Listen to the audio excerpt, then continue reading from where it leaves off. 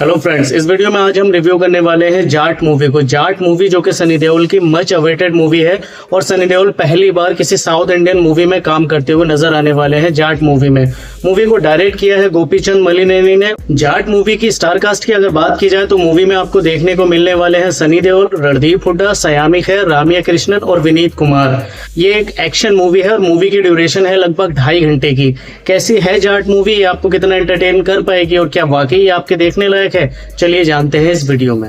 आइए एक नजर डालते हैं मूवी की स्टोरी पर। यह मूवी हमें दिखाती है आंध्र प्रदेश के कुछ ऐसे गांवों की कहानी जहां पर रणतुंगा का आतंक सर चढ़कर बोलता है। आंध्र प्रदेश के करीब 30 से 40 गांव ऐसे हैं जहां पर रणतुंगा की हुकूमत चलती है, उसका एक छत्र राज चलता है और उसके आतंक का आलम यह होता है कि लोग उसके नाम से ही कांपते हैं। और सिर्फ आम लोग नहीं बल्कि पुलिस वालों में भी उसका एक डर रहता है और पुलिस वाले भी उसका नाम लेते हुए डरते हैं, कांपने लगते हैं। वहीं हमें यह भी देखने को मिलता है कि उसी इलाके से एक ट्रेन गुजर रही होती है और ट्रैक पर मालगाड़ी पलटने की वजह से वो ट्रेन वहां रुकती है करीब 3-4 घंटे के लिए। उसी ट्रेन से एक आम सा दिखने वाला इंसान बलदेव उतरता है। उसे भूख लगी होती है और वो पास के ही एक ढाबे पे जाकर इडली खा रहा होता है। तभी वहां कुछ गुंडे आते हैं और उन गुंडों में से किसी एक गुंडे से उसकी इडली वाली थाली गिर जाती है और इडली की थाली गिरने की वजह से बलदेव को काफी गुस्सा आता है। वो परेशान सा हो जाता है और वो कहता है कि उस गुंडे को उसे सॉरी बोलना चाहिए। गुंडा सॉरी बोलने को तैयार नहीं होता है, जिसकी वजह से बलदेव उसकी पिटाई कर देता है और वहां से फिर मारपीट और लड़ाई का एक ऐसा सिलसिला शुरू होता है जिसकी वजह से एक के बाद एक कड़ी जोड़ते हुए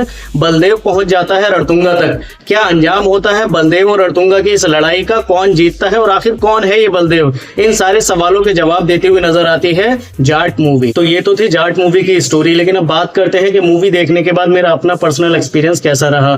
तो मैं कहूंगा कि एक प्योरली एक्शन मूवी है जिसमें सिर्फ और सिर्फ एक्शन देखने को मिलता है।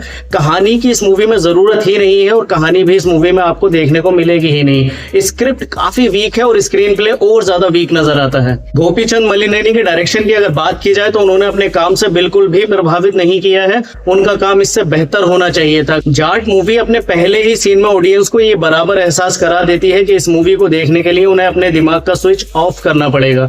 मतलब ये ऐसी मूवी है जहां दिमाग का या फिर लॉजिक्स का बिल्कुल भी इस्तेमाल किया ही नहीं जा सकता। अगर आप करेंगे तो आप परेशान हो जाएंगे। आप बिल्कुल दिमाग को स्विच ऑफ करके सिर्फ और सिर्फ एक्शन के पॉइंट ऑफ व्यू से इस मूवी को देखेंगे तो ये मूवी आपको ठीक लग भी सकती है। मूवी में कई जगह आपको ऐसे सीन देखने को मिलेंगे जहां पर एक्शन दिखाया जा रहा होगा और काफी इंटेंस सीन चल रहा होगा, लेकिन उसका प्रेजेंटेशन ऐसा किया जाता है कि आप हंसने लगे या हंसने पर मजबूर हो जाएं। और ऐसा कोई एक सीन नहीं बल्कि बहुत सारे सीन इस मूवी में भरे पड़े हैं। मसलन के एक आम सा दिखने वाला इंसान जो एक ट्रेन से सफर कर रहा है, उसकी ट्रेन कुछ वक्त के लिए अगर रुकी है और भूख लगती है, वो इडली खाने चला जाता है तो वो सामने वाले को सॉरी बुलवाने के लिए इतना ज्यादा डेस्परेट हो जाता है कि वो अपनी दुनिया भूलकर, अपने सारे काम भूलकर सिर्फ इसी धुन में लगा रहता है कि सामने वाला उसे सॉरी बोले।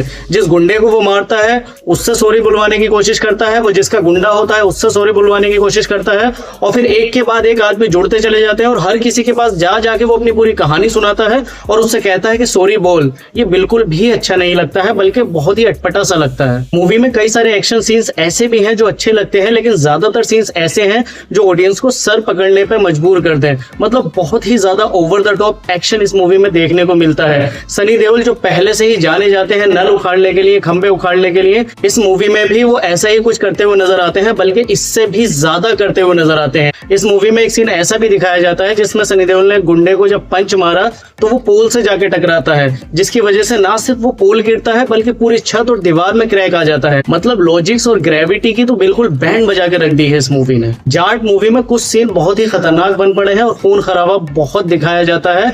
बहुत सारे सीन्स ऐसे हैं जहां पर सर और धड़ अलग अलग दिखाए जाते हैं। मतलब सरों को तो गाजर मूली की तरह इस मूवी में काटा गया है, जो कि कई जगह पर अच्छे भी लगते हैं और कई जगह पर वीएफएक्स बिल्कुल ही खराब नजर आता है, आर्टिफिशियल या फेक सा नजर आता है। अगर एक्टर्स की एक्टिंग परफॉर्मेंसेस की बात की जाए तो सनी देओल देखने को मिलते हैं बलदेव के रोल में और वो जैसे रोल निभाते आए हैं, जिन रोल्स के लिए उन्हें जाना जाता है, वैसा ही ये रोल रहता है और उन्होंने एक्टिंग भी वैसी ही की है। सनी देओल ने अपने रोल को ठीक ठाक तरीके से निभाया है। रणदीप हुड्डा देखने को मिलते हैं रणतुंगा के रोल में। रणतुंगा का बहुत ही इंपॉर्टेंट कैरेक्टर है, बहुत अच्छे तरीके से लिखा भी गया है और उतनी ही जबरदस्त रणदीप हुड्डा की एक्टिंग है। इस मूवी का यूएसपी ही रणदीप हुड्डा की एक्टिंग है, उन्होंने जबरदस्त काम किया है।